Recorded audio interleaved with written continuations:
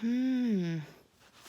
Okay, so a lot has happened since I last posted. I posted a video, and then a couple days later I took it down because I cried so hard during the video that I looked pretty nuts. And, it was different. Pain. But I was kind of losing it. Then I, started losing things, and then I couldn't remember things. And then, I had this really traumatic doctor's appointment with a neurologist that I've talked about. Then I, in one day, I got a no from my doctor for physical therapy because they can't find anybody who does the physical therapy I need. I went to my doctor that prescribes my central pain syndrome medicine, and she wasn't there, and she's not coming back. She had a baby and worked in a hellhole, so, why would she come back? But I was devastated. And then I went to my acupuncturist, who has made the biggest difference in my pain, and she's closing down her business. So the next day, I cried so hard, my heart was just shattered. And then I had a really bad allergic reaction to food coloring. It makes my legs feel like they have growing pains.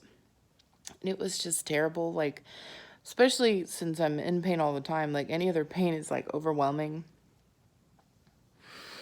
And then I traveled to Jackson, Mississippi to see, my best friend, one of my best friends, down there, and, for her birthday, and it was amazing. And then the next day after, we traveled, and then it was that day was her party. But the next day, I couldn't move. My pain was, a 10 for, a million hours. And then, so, of course, I get back, and I couldn't figure out why my car smelled. But I was, I just was extremely devastated that I can't travel. Because, I wanted to try one more time. And it's just not feasible. The pain is just too intense and terrible. So that just was extremely heart-wrenching. And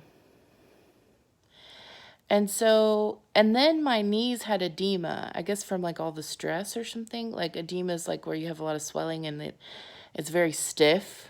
And it's it's very painful. And so on Monday night or Sunday night, Sunday night, I had this huge panic attack / sobbing, weeping, and I started researching what would be the local psychiatric hospitals, because I just was completely at my end. I had no more rope. And so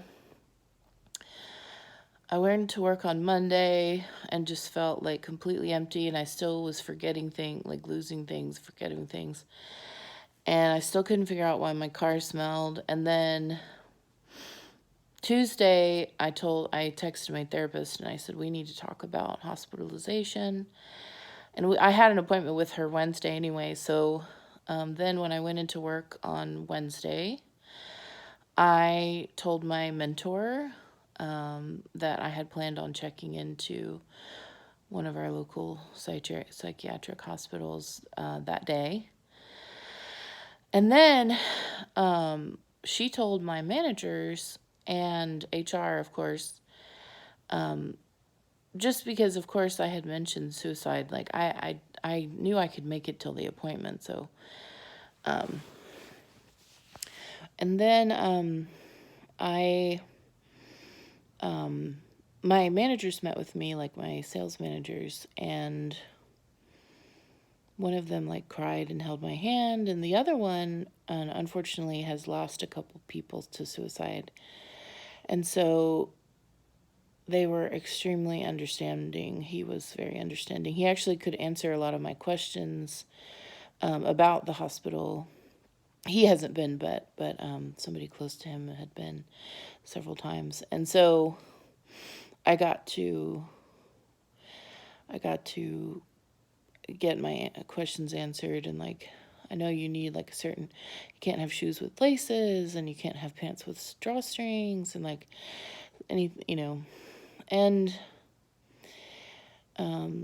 so then I came back home and I called all my I called my parents and let them know.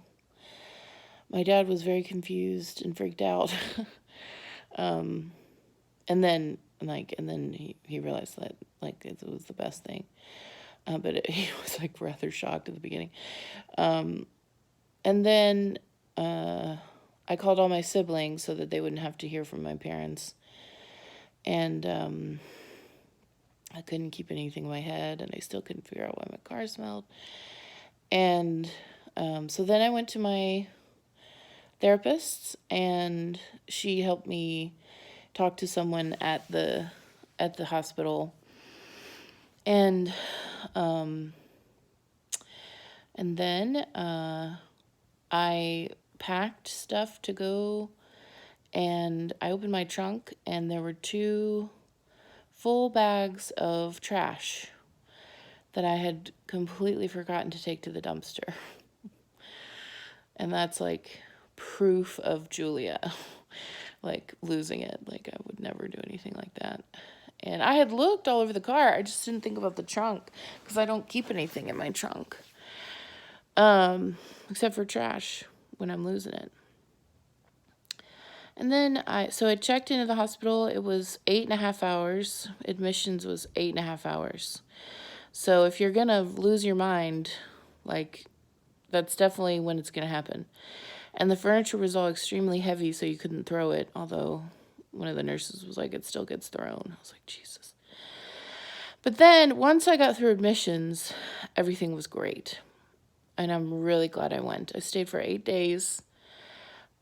They let me have my pillows. The doctor let me have my pillows because it's really important for me to be comfortable when I sleep. And all I did was like cry and sleep and like go to the therapies and cry and sleep. And it was extremely helpful. Now I'm kind of like, so I got out on Thursday and today's Monday.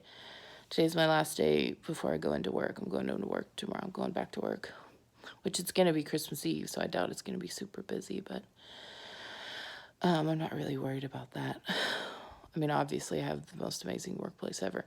My manager wanted to like go with me to Target to like help pick out the stuff that I would need. And he wanted to take me to the hospital. And it just speaks to the pain that he's been through, but it was so kind. And I had a friend take me. But I was blown away by the kindness. Like, I'm really humbled. And that, I mean, I told them that. I was like, love and support are not my problem. Like, I have an amazing support system and so loved. I'm so loved. It's so moving. I'm really, really grateful. And I'm really, really grateful that I went in. It was I should have gone in June when the family dog passed away. My dad left his wife, and a few weeks later, a dear friend passed away. Ooh. I should have gone in for sure, because I'd just been suicidal for so long, and I didn't even know it. But anyways, so I'm really grateful. I feel